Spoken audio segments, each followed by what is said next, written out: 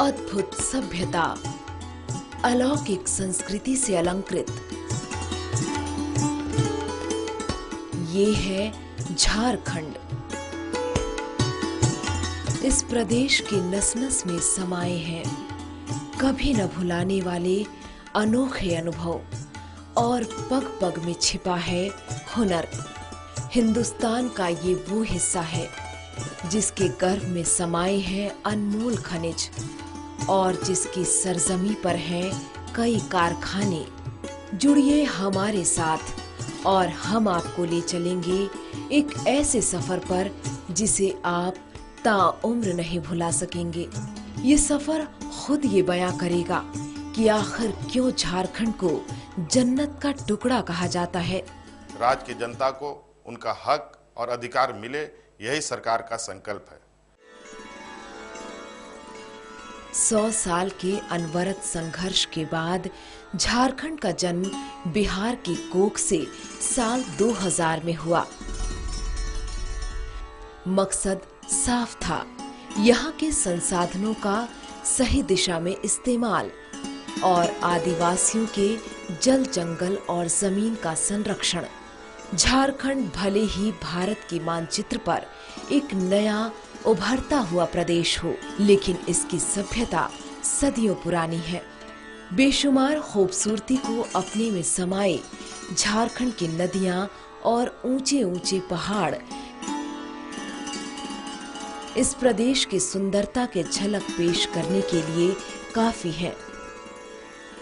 झारखंड के इतिहास के पन्नों पर अगर नजर दौड़ाएं तो पता चलेगा कि इसकी जड़ें प्राचीन काल तक जाती हैं। इन चट्टानों को जरा गौर से देखिए।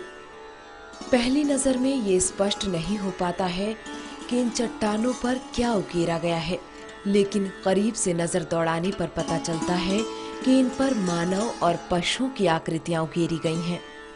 इन चट्टानों का नजारा आपको हजारीबाग जिले के इस्को में देखने को मिलेगा।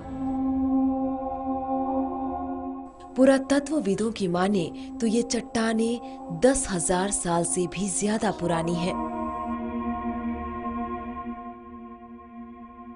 झारखंड की धरती पर प्राचीन काल की अनगिनत संरचनाएं हैं। जरूरत है तो बस इन्हें करीब से देखने और समझने की। पंकुरी गुरुवारी भी एक ऐसी ही साइट है। अब इन चट्टानों को ही देख लीजिए। एक आम शख्स के लिए ये महज चट्टानें हैं जो कभी भी गिर सकती हैं, लेकिन इनकी हकीकत कुछ और ही है।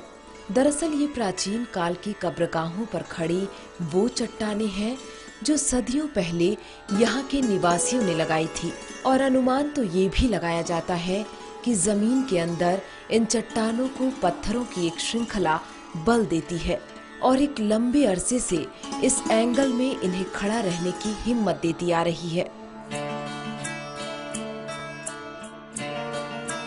विशेषज्ञ बताते हैं कि मानव सभ्यता के इस क्षेत्र से प्राचीन काल से ही ताल्लुकात रहे होंगे। ये है शुभाशीष दास, मेगालिथिक एक्सपर्ट, जो इस बात का दावा करते हैं कि इन्होंने ड्रेसडेन, जर्मनी के मेगालिथ्स का अध्ययन किया, जिनकी उम्र 3000 बीसी से भी ज्यादा है। इन चट्टानों को देखकर एक बड़ा सवाल ये उठ रहा है कि क्या इन पत्थरों में और भी राज छिपे हैं। पंकुरी बरवाड़ी के मेगालिथ झारखंड में पाए जाने वाले बाकी मेगालिथ से काफी अलग हैं।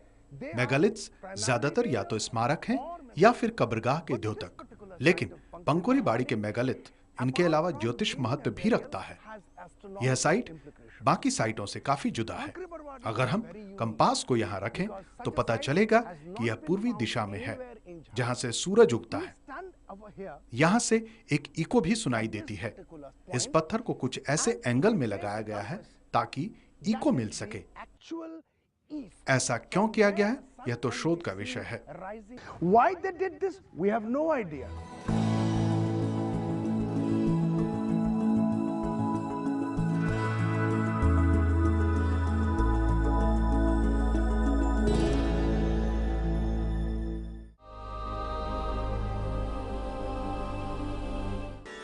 फिलहाल इस पर अभी और शोध होना बाकी है। हम लोगों ने समाज के ऐसे लोगों के लिए काम करने का प्रयास किया जिसका आवाज सरकार के शासन के दरवाजे तक नहीं पहुंचती थी। हमारे इस समय के निर्णयों से निश्चित रूप से यह झलकता है कि यह सरकार मानवीय मूल्यों का सम्मान करती है। आज औद्योगिकरण के नाम पर, माइनिंग के नाम पर जंगल उजाड़े जा रहे हैं, नदी सूखती जा रही है, पर्यावरण दूषित हो रहा है। आज उसे भी तो बचाना होगा। झारखंड सुसज्जित है कई हॉटस्पॉट से। वन्य प्राणी भी भारी मात्रा में झारखंड के सरजमी पर निवास करते हैं। 1974 में भारत सरकार ने निर्णय लिया वन्य प्राणी के हिसाब से जो महत्वपूर्ण क्षेत्र हैं उनको टाइगर प्रोजेक्ट के एरिया में शामिल किया जाए। उस समय फर्स्ट फेज में 9 टाइगर रिजर्व को आइडेंटिफाई किया गया और उसमें ये झारखंड का सौभाग्य है कि बेतला भी उसमें।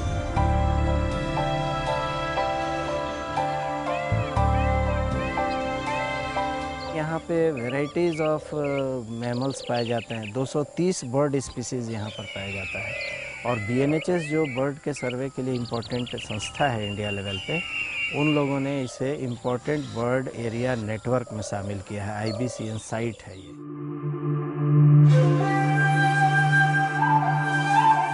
जंगली जानवर बेतला में स्वच्छंद होकर घूमते हैं।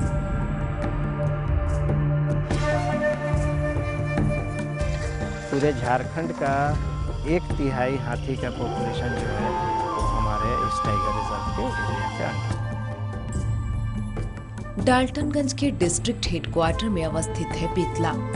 यहाँ यासीन मोहम्मद को ट्रेपर के रूप में नियुक्त किया गया है। बेतला में हम टाइगर का पक्षी उठाते हैं। जहाँ पे PAP है, नाला है, वाटर होल है, वहाँ पर हम लोग जाते हैं। कादो कीचड़ में उसका पाँव का निशान मिलता है। हम लोग सिलेट लेके चलते हैं, उसको उठा लेते हैं या पेरिस प्लास्टर करते हैं। यासीन मोहम्मद का सबसे अहम उत्तरदायित्व है उन ट्रिपों को खोजना जो जानवरों के लिए लगाए जाते हैं।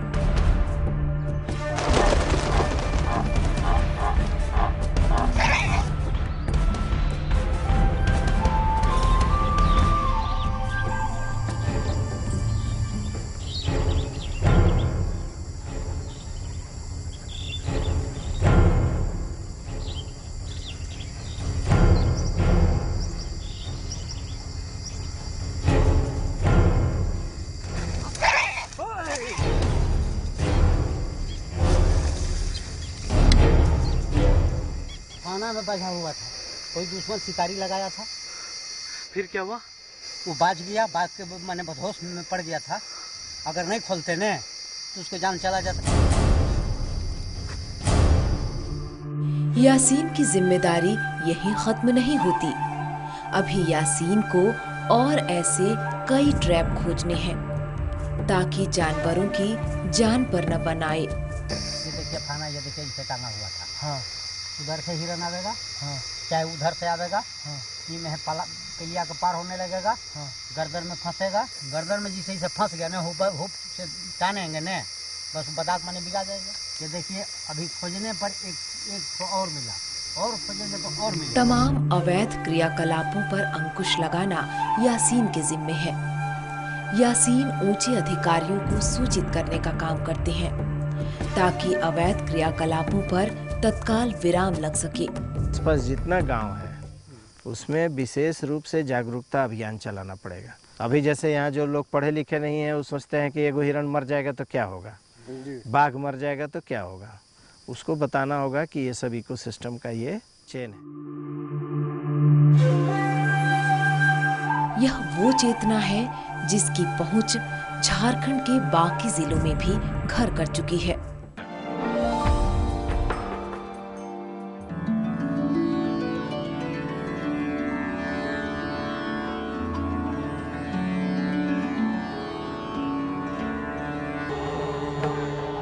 जैसे ही मॉनसून जुलाई में सावन अपने शवाब पर पहुंचता है, लाखों की संख्या में कांवरिये सुल्तानगंज से गंगा जल लेकर देवघर बाबा नगरी की ओर कूच कर जाते हैं।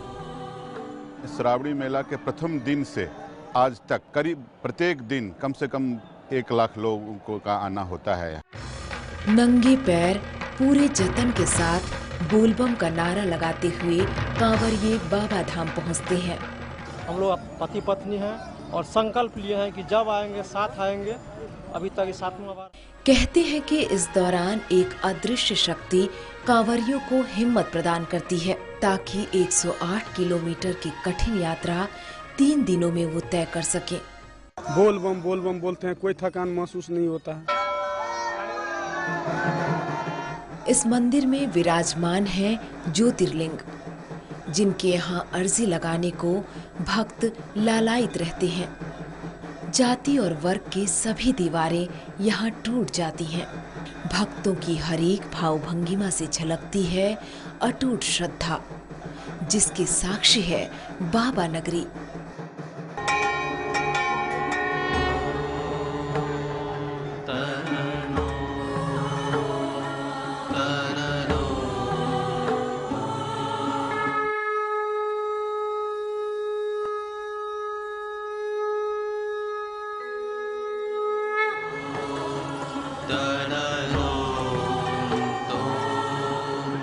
शक्ति तो है, तभी तो इतने दिनों से 105 किलोमीटर लोग पैदल चल के आते हैं, और कुछ नहीं होता तो नहीं आते लोग। इनकी प्रति श्रद्धा है और अपने मांगन के लिए, पूर्ण के लिए, और प्रभु क्या करता है कि उसे पूर्ण भी करता है।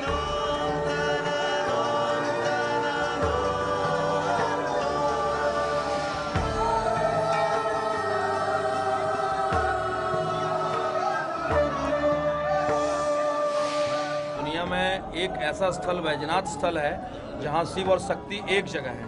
हम यहाँ कोई भी पूजा करते हैं तो शक्ति को साथ लेके करते हैं। हम ओम नमः शिवाय करके कुछ नहीं चढ़ाते हैं, 100 शक्तिकाय करके चढ़ाते हैं। ये स्थल जो है शक्ति का स्थल है और इस पर शिव विराजमान है। माता का हृदय यहाँ गिरा हुआ है और उसी पे हमारे वैजनाथ जी विराजमान है।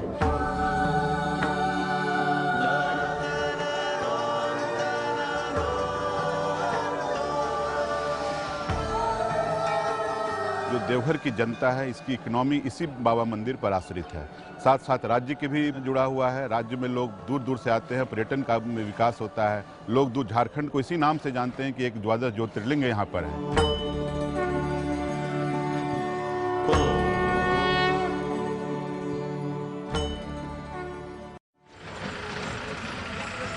झारखंड घर है आदिवासियों और गैर आदिवासियों का। 32 जनजाति यहाँ निवास करती हैं। चाहे सुदूर ग्रामीण क्षेत्र में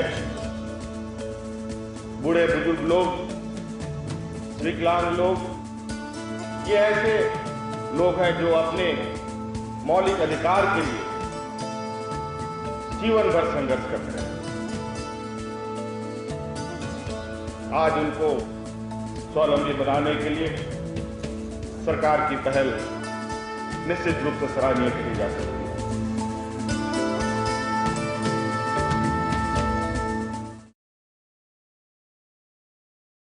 धरती आबा बिरसा मुंडा ने हमेशा इस बात पर जोर दिया कि एक व्यक्ति से ज्यादा जरूरी है पूरा समाज।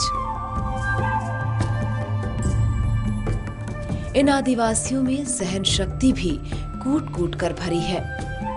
ये वही शक्ति है जिसका पाठ सिद्धो कान्हू ने भी पढ़ाया था। वो दिन जब सिद्धो कान्हू ने अंग्रेजों के खिलाफ आदिवासियों को एकजुट होने का आह्वान किया। हालांकि इस आंदोलन को अंग्रेजों ने कुचल दिया, लेकिन जो चिंगारी इस आंदोलन से निकली उसने समय आने पर पूरे ब्रिटिश साम्राज्य को ही लील लिया।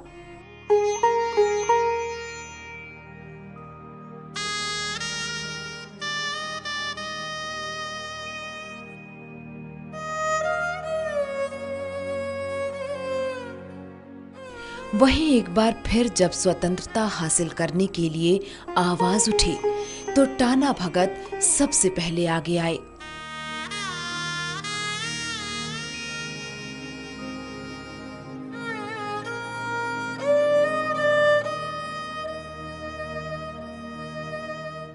इस जनजाति ने जमींदारों की ज्यादती और अंग्रेजों की कर प्रणाली के खिलाफ विद्रोह का बिगुल फूंका। ये वही कमरा है जहां गांधी जी ने टाना भक्तों के साथ बेशकीमती वक्त बिताया था।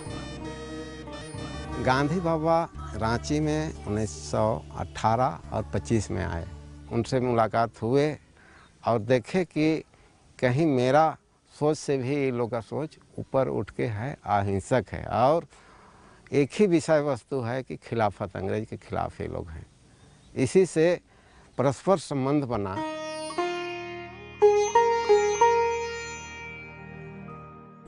गांधी जी के सिद्धांतों ने इन टाना भक्तों पर अपनी एक अमिट छाप छोड़ दी।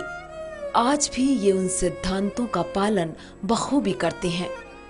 अहिंसा, स्वावलंबन जैसे गुणों को टाना भक्तों ने अपने स्वभाव में आत्मसात ही कर लिया। टाना भक्तों के बीच में गांधी जी का अमिट छाप रह गया। ये पहला राजनीतिक इसको पहचान बापू ने दिया। ये उसकी बहुत दिल ऊंचा किया टाना भक्तों का।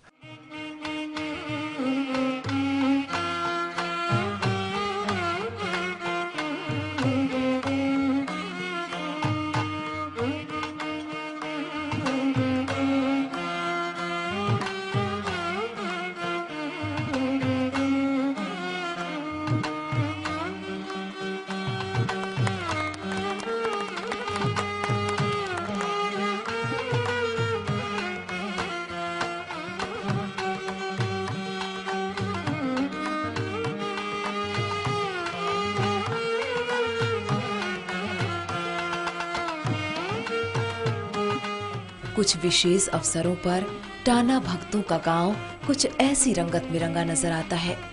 इन अवसरों पर टाना भगत गांधी जी के चरखे की उपासना करते हैं और गांधी जी के द्वारा गाए गए भजनों को गाते हैं। तिरंगा के पुजारी हैं, गांधीयन हैं, टोपी पहनते हैं, रहन सहन, खाना पीना एकदम निरामिष शाकाहारी है। माने हम लोग उसको भगवान मानते हैं, गांधी जी को। अपने को जो विश्वास है वो गांधी के तरीकों में पूरा विश्वास है कि सच ही ईश्वर है और सब जगह है। आज भी टाना भगत गांधी जी के विचारों पर पूरी निष्ठा और लगन के साथ अमल करते हैं। सच कहें तो आज भी उनके जहन में आजादी के लिए दी गई कुर्बानी की याद ताजा है।